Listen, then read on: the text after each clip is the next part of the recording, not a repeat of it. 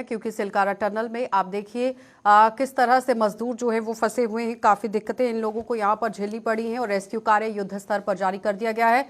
Auger machine की सहायता से बड़े व्यास में यहाँ एमएस पाइप डालने की तैयारी अंतिम दौर में है। लगभग 900 मिलीमीटर व्यास की pipe auger drilling machine site पर पहुंच गई है। ऑगर मशीन के लिए प्लेटफॉर्म तैयार कर लिया गया है। बताते चलें कि मौके पर जरूरी साजो सामान के साथ विशेषज्ञ और इंजीनियर्स भी मौजूद हैं और साथ ही इस पूरे मामले में सीएम धामी की नजर भी बनी हुई है। तो साफ तस्वीरों में आप देख सकते हैं किस तरह से उत्तरकाशी के अंदर ये टनल का हादसा देखने को मिला था। पूरी तरह आप देखिए मलबा किस तरह से वहां पर बढ़ता ही चला जा रहा है। पाइप्स का इस्तेमाल किया गया है। पुष्कर सिंह धामी ग्राउंड जीरो पर पहुंचे। उन्होंने पल पल की अपडेट जो है वो प्रधानमंत्री नरेंद्र मोदी तक पहुंचाई है और पूरी तरह से नजर अपनी इस पर रखी हुई है। लेकिन किस तरह से अपडेट है, कहां तक ये काम जो है वो पहुंचा है, धनराज हमारे संवाददाता हमारे साथ ज्वाइन कर चुके हैं। धनराज, अपडेट क्या है? जी बिल्कुल, देखिए जिस तरीके का ये हादसा हुआ था उसमें अभी भी रेस्क्यू अभियान है वो लगातार जारी है, क्योंकि एनडीआरएफ की टीम की बात करें या एसडीआरएफ की टीम की बात करें, तमाम टीमें वहां पर लगी हुई हैं और लगातार रेस्क्यू अभियान जारी है। अभी भी माना जा रहा है कि लगभग 12 से 13 घंटे अभी पूरे रेस्क्यू में लग सकते हैं, क्योंकि जिस तरीके से देखा जाए कि 40 जाने अभी तक जिंदगी मौत के बीच में जूझ रही है। यानी कि जो 40 लोग अंदर सुरंग के अंदर फंसे हुए हैं उनको निकालने की कवायद लगातार जारी है और जल्द ही ये बताया जा रहा है कि 12 से 13 घंटे के अंदर उनको निकाल लिया जाएगा। धनराज, ये बताइए कि जिस तरह से रसद सामग्री भी उन तक पहुंचाई जा रही है, ऑक्सीजन पहुंचाई जा रही है, लेकिन क्या वहां से कोई संदेश अभी तक आ पाया है कि सकुशल से हैं, ठीक हैं, बिल्कुल तरीके से हैं, और कब तक इन लोगों को बाहर निकाला जाएगा? कुछ जानकारी उस हवाले से पता चल पाई है? समय बताया जा सकता है कि कब तक ये होगा या फिर रेस्क्यू और भी बढ़ाया जा सकता है? जी बिल्कुल, देखिए जिस तरीके से देखा जाए, यदि हम रेस्क्यू की बात करें, क्योंकि रेस्क्यू के लिए लगातार टीमें अपना कार्य कर रही हैं और मशीनें भी लगाई गई हैं, यानी कि ड्रिल मशीन वहां पर लगाई गई है जिसके माध्यम से पाइपलाइन बिछा रही है और रास्ता बनाया जा रहा है। लेकिन अभी देखें तो उनके खाने पीने की जो व्यवस्था की बात करें तो खाने पीने का सामान उन तक पहुंचाया जा रहा है। उसके साथ ही ऑक्सीजन का प्रबंध भी वहां पर किया गया है, क्योंकि चारों ओर से वो सुरंग इस समय बंद है, तो इसलिए ऑक्सीजन की आवश्यकता वहां पड़ सकती है। इसलिए ऑक्सीजन की जो कहा जा सकता है कि ऑक्सीजन की जो जरूरत है वो उन तक पहुंचाई जा रही है। लेकिन अभी तक यही कहा जा रहा है कि सभी लोग सुरक्षित हैं, क्योंकि जो वॉकी टॉकी वहां पर भिजवाई गई है उसके माध्यम से लगातार प्रशासन उनसे बात कर रहा है। तो यही जानकारी मिल पाई है कि सभी लोग अभी सुरक्षित हैं और जल्द ही उनको निकाल लिया जाएगा। ठीक है धनराज, लेकिन एक और बात आपसे जानना चाहेंगे। जिस तरह से यहाँ पर कर्नल पाटिल को भी बुलाया गया है, क्या उनकी तरफ से कोई रणनीति नए तरीके से बनाई गई है? क्योंकि इससे पहले भी आपने देखा कि टनल का कार्य वो कर चुके हैं और उसके बाद सेना में दोबारा से उन्होंने ज्वाइन किया, लेकिन आज फिर से उन्हें एक जिम्मेदारी सौंपी गई। जी बिल्कुल, देखिए जिस तरीके से कर्नल साहब को यहाँ पर बुलाया गया है तो उनकी तरफ से भी मशवरा किया जा रहा है कि किस तरीके से उन लोगों को बाहर निकाला जाए, क्योंकि जो विशेषज्ञ हैं वो ही बता सकते हैं कि किस तरीके से उन लोगों को जल्द से जल्द बाहर निकाला जा सकता है, क्योंकि वो पहले भी टनल का कार्य कर चुके हैं और आपने देखा होगा कि लगातार जो विशेषज्ञ हैं वो उसमें जुटे हुए हैं, क्योंकि मुख्यमंत्री पुष्कर सिंह धामी खुद अपनी नजर वहां पर गड़ाए हुए हैं और लगातार पल पल की खबर भी ले रहे हैं। और वहीं देखिएगा कि केंद्र सरकार की तरफ से भी प्रधानमंत्री का आज फोन मुख्यमंत्री पुष्कर सिंह धामी पर आया था। उन्होंने भी जानकारी जुटाई है और हर संभव मदद करने का आश्वासन भी दिया है।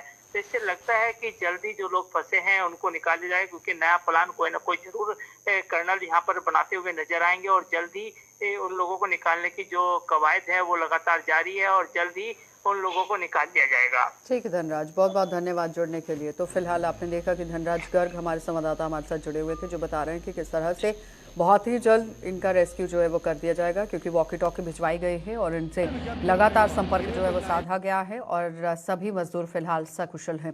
आगे बढ़ते चलें। गौ पूजा पर्व पर भारतीय जनता पार्टी किसान मोर्चा के अध्यक्ष की ओर से यहाँ गौ पूजन कार्यक्रम का आयोजन किया गया। इस दौरान पूरे विधि विधान के साथ यहाँ गौ की पूजा की गई और गौ पूजा के बाद भंडारे का भी आयोजन किया गया है। इस दौरान भाजपा के संगठन मंत्री आदित्य कोठारी, कैंट विधायक सविता कपूर, पार्टी के कार्यकर्ता और पदाधिकारी भी मौजूद रहे। साथ ही बीजेपी किसान मोर्चा अध्यक्ष योगेंद्र पुंडिर ने ये कह दिया है कि ये पर्व सनातन परंपरा का यहाँ अभिन्न अंग है। साथ ही गौवंश किसान परिवारों के लिए बेहद ही महत्वपूर्ण है। सर्वप्रथम तो मैं आप सबको आज गोवर्धन पर्व के पावन पर्व की हार्दिक बधाई शुभकामनाएं देता हूं और अपने जो संस्कृति हैं, जो अपने संस्कार हैं, जो हमारे तीज त्यौहार हैं जो दीपोत्सव पे 5 पर्व होते हैं हमारे, धनतेरस, रूप चौदस, दीपावली, गोवर्धन और भैया दूज। आज हम गौ पर्व सब लोग मना रहे हैं। भारतीय जनता पार्टी किसान मोर्चा के बैनर तले आज अपने कमलेश्वर महादेव मंदिर में एक कार्यक्रम होता था। आज कांवली गांव में अपने निवास पे कार्यक्रम करने का आयोजन का सौभाग्य हमें मिला। मैं सर्वप्रथम तो महामंडलेश्वर यतीन्द्रानंद जी, इस क्षेत्रीय विधायक सविता कपूर जी, अपने संगठन के भारतीय जनता पार्टी के महामंत्री आदित्य कोठारी जी, कैलाश पंत जी और समस्त भारतीय जनता पार्टी के ज्येष्ठ से देवतुल्य कार्यकर्ता, पदाधिकारी, क्षेत्रवासी और आप सब पत्रकार बंधु का आज इस गौ पूजन पर स्वागत, अभिनंदन करता हूं। और अपना यही है कि हमारे जो नौजवान हैं, जो नौनिहाल हैं, वो अपना जो किसान परिवार हैं उसका एक अभिन्न अंग होता है गौवंश। तो हम उनकी पूजा करें, जैसे हमारा जीवन है ऐसा ही उनका जीवन है। और हमारी जो नई पीढ़ी है, जो आने वाले समय में अपने क्षेत्र के, प्रदेश के, देश के कर्णधार हैं, उन तक ये संस्कृति और संस्कार जाए। इसी निमित्त इस कार्यक्रम को आज भारतीय जनता पार्टी किसान मोर्चा ने अपने शीर्ष नेतृत्व के आह्वान पर थोड़ा वृहद रूप में किया। इसके लिए आप सभी का सहयोग मिला, इसके लिए मैं आपका आभार और धन्यवाद व्यक्त करता हूँ। साथ ही आपको बताते चले, अब आपको रुड़की लिए चलेंगे, जहां एक और सरकार पर्यावरण को बचाने की बात करती है तो वहीं दूसरी तरफ पर्यावरण को नुकसान पहुंचाने के लिए भी लगातार काम चल रहा है और नुकसान पहुंचाने में भी कोई कसर नहीं छोड़ी जा रही है। बताते चलें कि पर्यावरण को बचाने के लिए पेड़ पौधे लगाए जाने की बात कही जाती है और इस साल आप देखिए हरेला पर्व भी मनाया जा रहा है, जिसमें नेताओं से लेकर विभागीय अधिकारी भी लगातार यहां पर अपना प्रतिभाग करते हैं। लेकिन इस पर्यावरण को नुकसान पहुंचाने में लकड़ी माफिया का सबसे बड़ा योगदान रहता है, क्योंकि मौके का फायदा उठाकर लकड़ी माफिया हरे भरे प्रतिबंधित पेड़ों पर आरी चला देते हैं, जिसका सीधा प्रभाव पर्यावरण पर पड़ रहा है। मामला है ये, अपने आप पता नहीं चोरी से काटे हुए पेड़ है जिनका मेरे द्वारा निरीक्षण किया गया और मुझे जो है 40 पेड़ मिले। मैं 40 पेड़ों की वो जो है FIR दर्ज कर रहा हूँ। लेकिन अगर देखा जाए तो जिस तरह से पहले भी यहाँ पर बगीचा काटा गया था, जिसमें परमिशन दी गई थी आपके विभाग के द्वारा कुछ, उस समय भी आपके द्वारा यहाँ पर कार्रवाई की गई थी, क्या कार्रवाई? वो FIR पहले की भी दर्ज कर गए। कितने पेड़ों की थी? 30। अच्छा, 30 पेड़ पहले चोरी कर लिए परमिशन के आड़ में, अब बिना परमिशन के रातों रात पूरा बगीचा कट गया। क्या विभाग गहरी न्यूज आया था? नहीं, तो हमें तो आज सूचना मिली, हमें तो अभी पता चला, हमने आज वो कर दिया बस। लेकिन वहाँ पर कुछ लोगों का कहना है कि आज से कम 60 से 70 पेड़ थे, लेकिन आप 40 बता रहे हैं। क्या हमने मौके पे फोटो, जियो टैगिंग फोटो है, उसके आधार पर हम कुछ नहीं कह सकते, जो मिले हमें मौके पर। क्या कचरा को नहीं देखा जाता है कि क्या कितने पेड़ हैं? ना। क्या जिस वक्त आपके द्वारा 25 पेड़ों की परमिशन दी थी उस वक्त क्या गिना नहीं गया था बगीचा कितना? गिर रहा था हमने। कितने पेड़ थे उस वक्त? उस टाइम जो है कुल 65 पेड़ थे। 65 पेड़ अभी जो है 40 पेड़ कटे हैं, 25 पेड़ वहाँ मौजूद पे। तो रुड़की की गंग नहर कोतवाली पुलिस को एक बड़ी सफलता हाथ लगी है। पुलिस ने फरार चल रहे यहाँ वारंटियों की ही गिरफ्तारी के लिए चलाए जा रहे अभियान के चलते ये सफापुर गांव है, जिसके निवासी आबिद पुत्र अशरफ नाम के एक वारंट को ही यहाँ किस तरह से धर दबोचने की कोशिश की है। एक वारंटी को उत्तर प्रदेश के बहराइच जिले से गिरफ्तार कर लिया गया। आबिद काफी समय से फरार चल रहा था और इसके बाद आबिद पर 25,000 का इनाम घोषित किया गया था। पुलिस को सूचना मिली थी कि आबिद बहराइच में यहाँ गुड़ की चिरख में कार्य करता है और जिसके बाद पुलिस बहराइच पहुंची और यहाँ पर इसे गिरफ्तार कर लिया गया।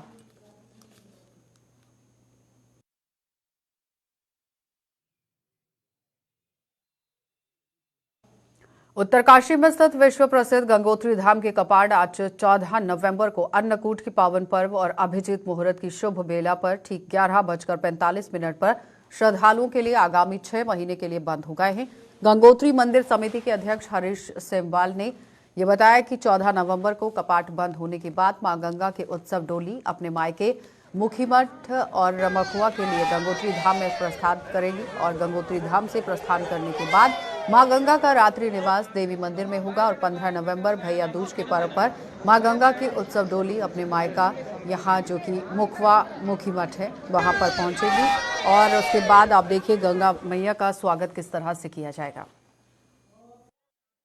प्रधानमंत्री नरेंद्र मोदी ने दोबारा से मुख्यमंत्री पुष्कर सिंह धामी को फोन कर यहां उत्तरकाशी में हुए टनल हादसे की विस्तृत जानकारी ली है। मुख्यमंत्री पुष्कर सिंह धामी ने सोशल मीडिया के माध्यम से बताया कि प्रधानमंत्री ने दूरभाष के ही माध्यम से सिलक्यारा के पास निर्माणाधीन टनल में हुई दुर्घटना में फंसे हुए श्रमिकों की वस्तुस्थिति जो है वो जानने की कोशिश की है कि यहाँ पर आप देखिए इस वक्त जमीनी हालात क्या कुछ है, इसकी जानकारी ली गई है। इस दौरान उन्हें फंसे हुए लोगों को सकुशल बाहर निकालने के लिए चलाए जा रहे राहत एवं बचाव बचाव कार्यों से अवगत कराया गया है। इस दौरान मुख्यमंत्री ने प्रधानमंत्री को बताया कि यहां पर उन्होंने खुद भी घटनास्थल का स्थलीय निरीक्षण कर बचाव कार्य के लिए आवश्यक उपकरणों की अतिशीघ्र आपूर्ति के लिए अधिकारियों को निर्देशित कर दिया है और सुरंग के अंदर फंसे हुए सभी मजदूर सुरक्षित हैं। उन्हें जल्द बाहर निकालने की पूरी कोशिश की जा रही है और रेस्क्यू ऑपरेशन ने ग्राउंड जीरो पर यहां स्थानीय प्रशासन की सहायता के लिए केंद्रीय एजेंसियां और एक्सपर्ट भी तैनात किए हैं।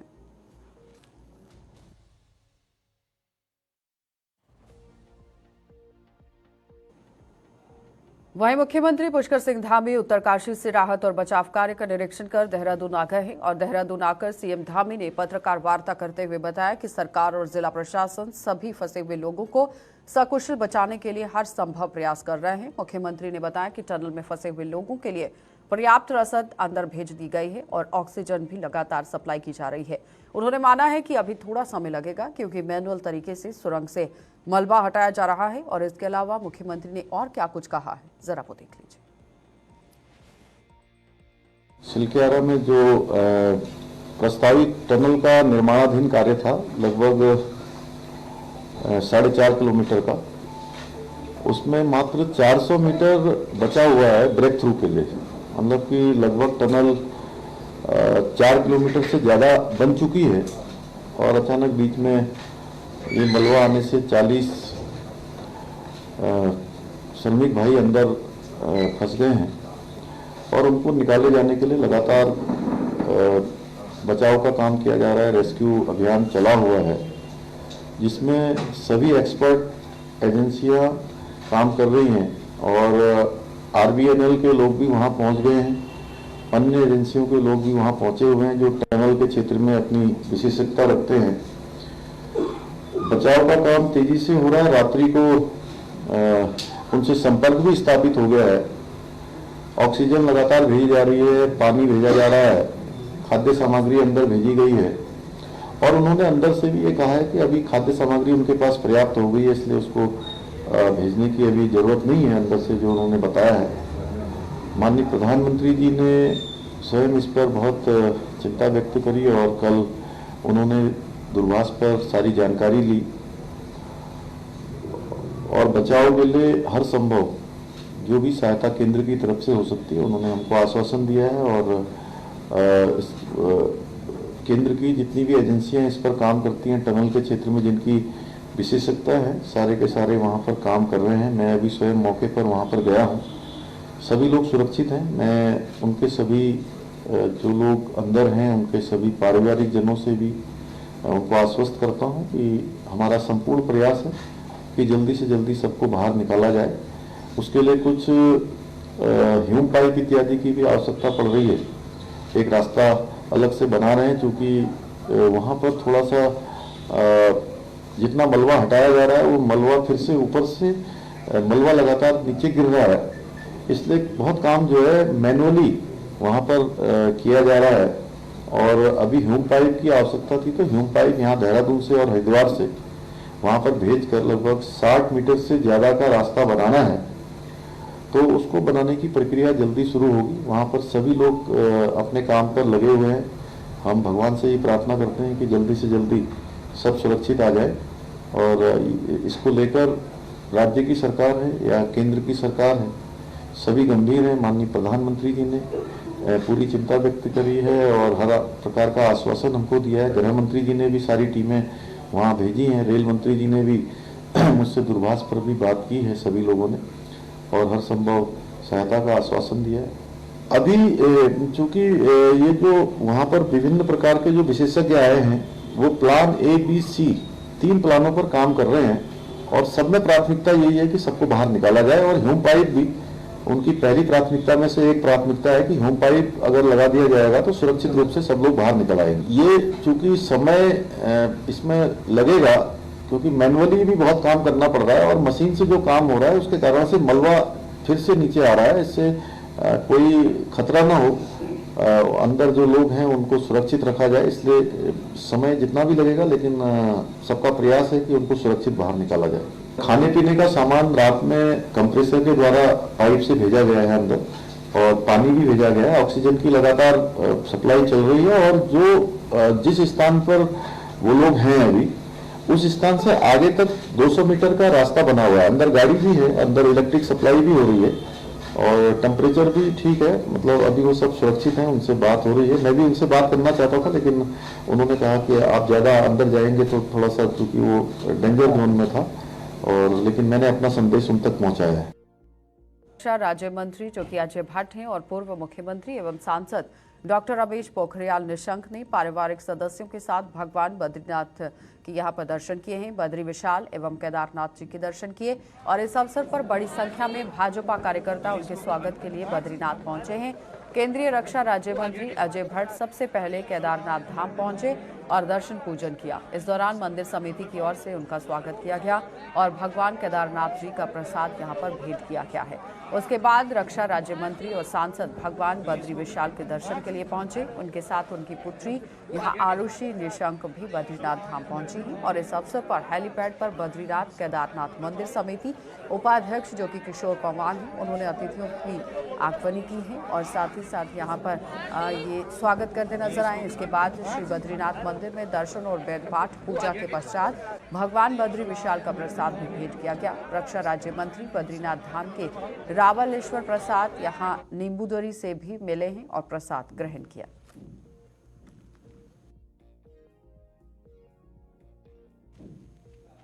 तो बीते 9 नवंबर को राजपुर रोड स्थित यहां रिलायंस ज्वेलरी शोरूम में हुई लूट की घटना में पुलिस को ठोस सबूत हाथ लग गए हैं। पुलिस की ओर से की गई जो त्वरित कार्रवाई है उसके बाद अभियुक्तों द्वारा घटना में प्रयुक्त 2 बाइक और कार को सई जो एक इलाका है सैलाकुई वहां पर इसे छोड़ दिया गया था। अब तक की जांच में यहां घटना में शामिल गैंग को पुलिस द्वारा चिन्हित कर लिया गया है और उक्त गैंग के द्वारा पूर्व में महाराष्ट्र, मध्य प्रदेश, पश्चिम बंगाल, राजस्थान, उड़ीसा अन्य प्रांतों में भी इस प्रकार की घटनाओं को ये लोग अंजाम दे चुके हैं। उक्त गैंग द्वारा सुनिश्चित तरीके से कई महीनों पहले भी घटना की प्लानिंग करते हुए घटनास्थल की रैकी करने के बाद घटना को अंजाम दिया गया था और पूर्व में हुई घटनाओं में भी उक्त गैंग द्वारा इसी तरह से घटनाओं को अंजाम दिया गया था। फिलहाल पुलिस ने अभियुक्तों की तलाश के लिए दबिश देना शुरू कर दिया है।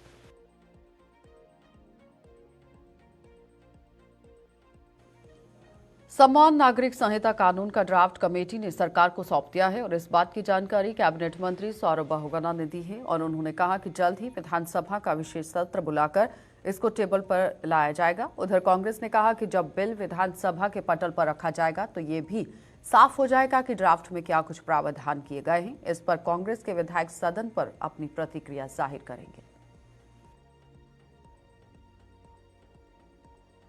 यूसीसी का ड्राफ्ट जो है वो सर कमेटी के द्वारा सौंप दिया गया है। उसको हम विधानसभा सत्र में उसको लाएंगे, उसको पारित कराएंगे, जैसा कि उत्तराखंड सरकार की मंशा थी। माननीय मुख्यमंत्री जी का वादा था उत्तराखंड की जनता के साथ कि हम यूसीसी लागू करेंगे। 22 के चुनाव के पहले हमारी घोषणा थी और सबसे पहली कैबिनेट में हमने इसको स्वीकृति देने की काम करे थे और मुझे पूर्ण उम्मीद है कि जल्द से जल्द ये सत्र बुलाएंगे और उस सत्र में उस यूसीसी को और हमारे राज्य आंदोलनकारियों वाला जो आरक्षण है उसको हम स्वीकृति देके और उसको उत्तराखंड में पारित करेंगे। देखिए, ये भारतीय जनता पार्टी का अपना एजेंडा है। वो अगर टेबल करना चाहते हैं तो करें, जो हमको कहना होगा हमारे लोग सदन में करेंगे, चर्चा करेंगे, देखते हैं उस ड्राफ्ट में क्या है, क्योंकि हमने इनसे ड्राफ्ट मांगा था। क्या उद्देश्य है कहा था तो उन्होंने हमको दिया नहीं, न सरकार ने उपलब्ध कराया और न ही जो कमेटी बनी है, ड्राफ्ट कमेटी थी, हमने उनको भी पत्र लिखा था, उन्होंने भी हमको नहीं दिया है। देखते हैं सदन में आता है फिर क्या उस ड्राफ्ट में है, उसमें देखने के बाद हमारे लोग सदन में उसमें बात करेंगे, अपने सुझाव सदन में रखेंगे। तो रुड़की के खादर क्षेत्र के गांव यहां कासमपुर बोधेड़ी में ही आम इंसान विकास पार्टी द्वारा कार्यकर्ता सम्मेलन का आयोजन किया गया, जिसमें पार्टी के राष्ट्रीय अध्यक्ष आकिल अहमद मुख्य रूप से शामिल हुए और सम्मेलन के दौरान अपने संबोधन में आम इंसान विकास पार्टी के राष्ट्रीय अध्यक्ष आकिल अहमद ने जनता से 2024 के लोकसभा चुनावों में आम इंसान विकास पार्टी के प्रत्याशियों को सफल बनाने की अपील की।